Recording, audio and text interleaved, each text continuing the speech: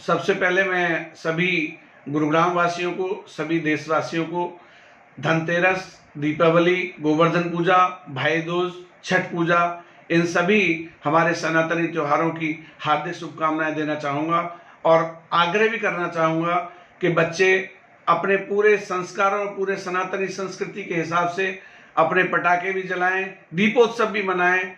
कोई किसी चीज़ की परवाह करने की आवश्यकता नहीं है। सरकारी गाइडलाइंस के हिसाब से ग्रीन पटाखे जला सकते हैं, वो जलाएं, और दीप जितने अधिक से अधिक हों वो जलाएं, क्योंकि भगवान श्री राम आज दीपावली के समय पर ही वापस युद्ध करके आए थे, युद्ध जीत करके आए थे। तो ये दीपोत्सव हमारे सबके जीवन में बहुत मायने रखता है।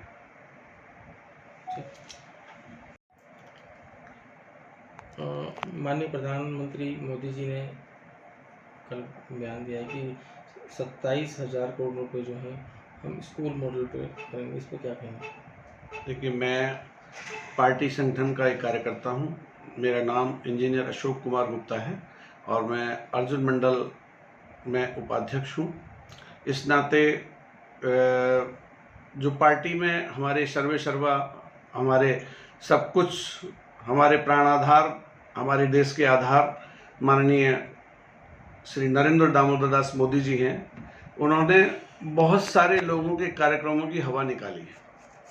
और कल जो उन्होंने इतनी बड़ी घोषणा की है कि 27,000 करोड़ से वो 14,000 मॉडल संस्कृति स्कूल गुजरात में बनाने जा रहे हैं, तो इससे निश्चित है कि केजरीवाल जैसे दुबले लोगों की पोल पट्टी खुलने वाली है। केजरीवाल जी ने कुछ दिन पहले दिल्ली में एक यूनिवर्सिटी बनाई और उस यूनिवर्सिटी में अभी तक कोई एडमिशन तो क्या होना था, जब वहाँ दिल्ली के पत्रकारों को लेकर के हमारे एक सांसद हैं मनोज तिवारी जी, वो वहाँ गए तो वहाँ जंगल, खड्डे, नाली, कीड़े, ये सब पेड़ पौधे खड़े हैं और आधे इलाके में सीटों से साइड से उसकी फेंसिंग की गई है और वो यूनिवर्सिटी का कहीं नाम नहीं है। ऐसे केजरीवाल, और इतने साल इनको 7 साल सेवा में, मतलब इनको 6-7 साल लगभग सर्विस करते हुए हो गए दिल्ली की। केजरीवाल जैसे झूठे आदमी का विकल्प, केजरीवाल का एक नियम था। नहीं गुप्ता जी, इसमें एक चीज़ मैं आपसे कहना चाहूँगा कि दिल्ली मॉडल को लेके ये मार्केटिंग कर रहे हैं गुजरात के अंदर, मगर बात अगर माननीय नरेंद्र मोदी जी करी जाए तो उन्होंने एक ही वक्त पे ही पूरे देश के लिए इतनी बड़ी घोषणा कर दी है, जो जितने स्कूल मॉडल्स हैं, इस पर थोड़ा सा आप बताएं। तो मैं बता रहा हूँ कि एक छोटे से दिल्ली के विषय में, जो कि पूरा सीएम भी नहीं है, उन्होंने इतने झूठ फैलाए माननीय केजरीवाल जी ने कि, और उनके पास एक फॉर्मूला था। पहले क्या था, वो काट की हांडी एक बार चढ़ती है, उनके पास फॉर्मूला था, वो चलते चलते किसी को कह जाते थे कि अशोक गुप्ता चोर है। अब अशोक गुप्ता अपने बारे में बयान देता डोल रहा है कि मैं चोर नहीं हूं, मैं चोर नहीं हूं, मैं चोर नहीं हूं। तो आपके सबके पत्रकारों के और आम जनता के दिमाग में क्या बात आती थी कि भाई यार कुछ तो गड़बड़ है, कि अशोक बार बार अपने आप को ये साबित करने का प्रयास कर रहा है कि वो चोर नहीं है। तो ये फॉर्मूला उनका एक बार चल चुका है, ये फॉर्मूला लगातार नहीं चलेगा। सच्चाई ये है कि उन्हें अपने 5-6 साल के शासन में किया कुछ नहीं है। कोई स्कूल नहीं बनाया, कुछ स्कूलों के कमरों को रिपेयर किया है। आज भी लोग छप्परों में और टीन शेड में दिल्ली में काम कर रहे हैं। तो दिल्ली मॉडल तो कुछ है ही नहीं। दिल्ली मॉडल की बात कहाँ से आएगी? गुजरात मॉडल की मैं बात करता हूँ। मुझे गुजरात में 2016 में और 15 में कुछ काम करने के लिए जाना पड़ा।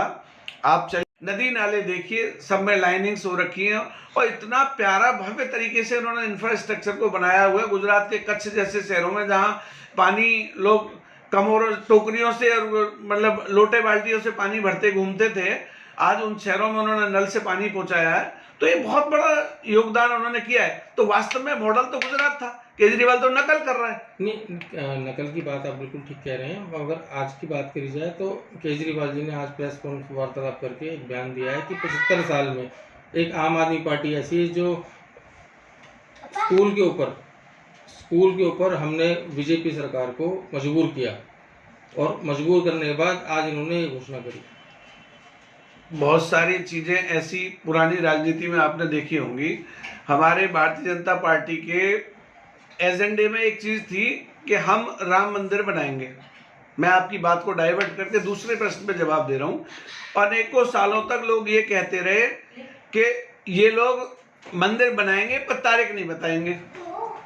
ये हमें चिढ़ाते थे आज 500 वर्ष की लड़ाई के बाद भव्य राम मंदिर बन रहा है। और सबसे पहले तो मैं उस राम मंदिर पे जो 15 लाख दियों के साथ हमारे योगी आदित्यनाथ जी इस बार की दिवाली मनाने जा रहे हैं, जो कि Guinness book of world record में जिसका रिकॉर्ड होगा। और माननीय प्रधानमंत्री जी छोटी दिवाली पर अयोध्या में होंगे।